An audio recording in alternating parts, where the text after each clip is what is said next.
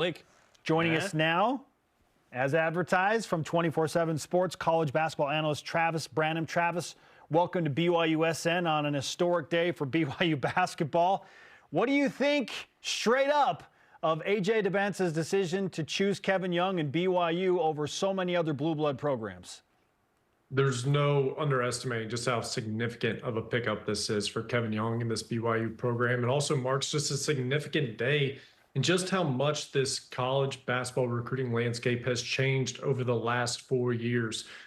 You go back 5 years ago, and you're not going to be seeing this transcendent type player committing to a school like BYU. But in this new NIL era, as BYU is proving, anything is now possible.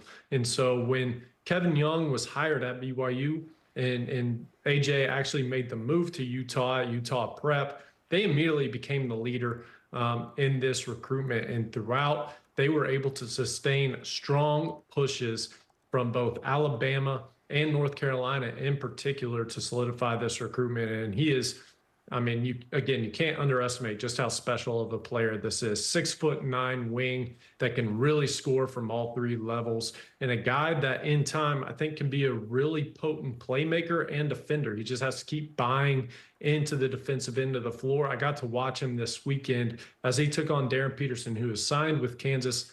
And in any other recruiting class, Darren Peterson would be the #1 recruit. But when you're going against a guy like AJ, AJ's just such a special and transcendent player that he's just not going to be able to beat him out for that #1 spot. And so AJ this weekend really showed the full arsenal and just how multi-dimensional he is out on the court with that playmaking, with the scoring, and with the defense. So BYU is going to have a lot of fun watching this kid next season. Can't wait, man. Travis, tell us a little bit about the fact that we're seeing reports and just talked about he actually signed on November 15th, just waited until today to announce it.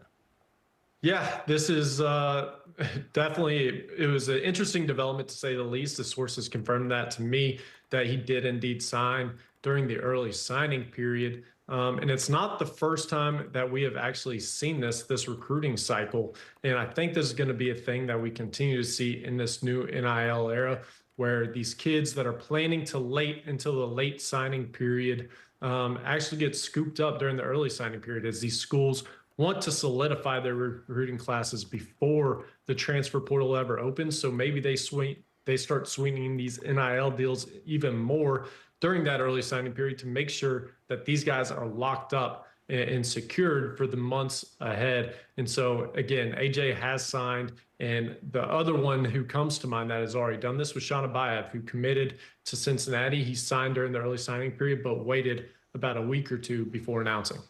What kind of difference do you expect AJ to make on the court when he's actually in a BYU uniform playing for Kevin Young? I mean, he's going to be the focal point of everything that they do. And he's a guy that you have to make sure he touches the ball every single time down the court. He is absolutely, no question about it, going to be leading this team in scoring, going to be a guy that you could see go out and average 18, 19 a game. I don't think that's overestimating his ability at all. Again, this kid has continued to evolve. And this is something that speaks to just how special he is. He came in out of middle school. That's where I first got to watch him.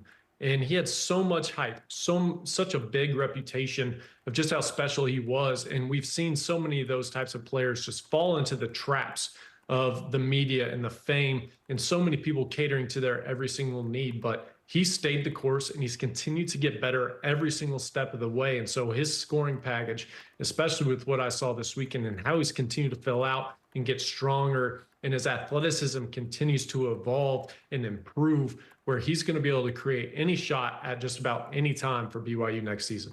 What kind of momentum does BYU have in the recruiting world, given Yegor Demon, Cannon Catchings, AJ Dybantsa, Xavier Staten, and others? I mean, if I'm another school, if I see BYU get involved in recruitment now, I'm absolutely holding my breath. And the only time you would ever say that historically is when you would see a Kentucky under John Calipari, a Duke under Coach K, and now John Shire, Kansas, like any of those historical, powerful blue bloods, they are now kind of in that same mold in terms of with their NIL power. You see them start recruiting one of your recruits and you are sweating. So Kevin Young has obviously proved himself that he can really sell his vision just with his NBA experience, the players he's coached over the years, that he can bring in guys like AJ Dybantsa or Yegor Dimon to come in, and he's gonna basically continue to mold and evolve them into panning out as not only lottery picks, but in AJ's case, potentially a #1 pick. Travis Branham, college basketball analyst for 24/7 Sports, is on BYU Sports Nation. When you look at name, image, likeness, and obviously big numbers being thrown around on that money front, it's a part of it for sure, Travis. But what I've been told is from AJ's camp, it was more about Kevin and this staff and the ability to develop him as a pro player than it was about the money. What are you hearing in your circles? I mean, you can't separate the two. I would say this is one of those things where it was a perfect blend of NIL opportunities, along with the head coach having such significant NBA experience and what he's already proving himself to be in the college landscape as a coach so far this season at BYU. And I mean, you have a prime example of what he's doing right now with Yegor Dimon, a guy who came from Europe that was a very highly touted recruit, no question about it.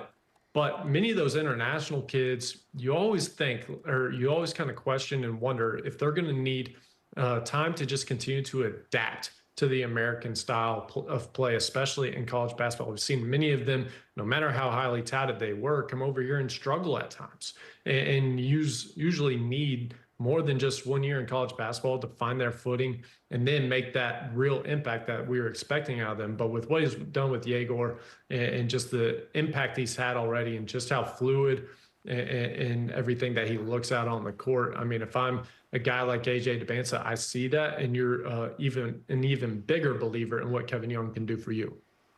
Travis, let's finish with this. What should BYU basketball fans be most excited about when it comes to AJ?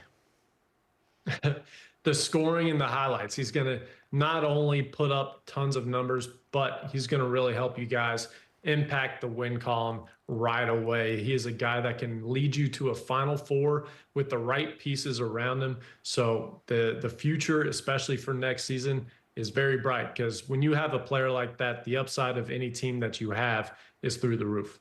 Great stuff. Travis, we appreciate you spending some time with us on a momentous day for BYU basketball and BYU athletics. Take care. Thanks, Travis. Thank you. Appreciate you guys. Travis Branham. Find him on 24/7 Sports as a college basketball analyst. Great insight from 24/7 Sports, bringing it today on the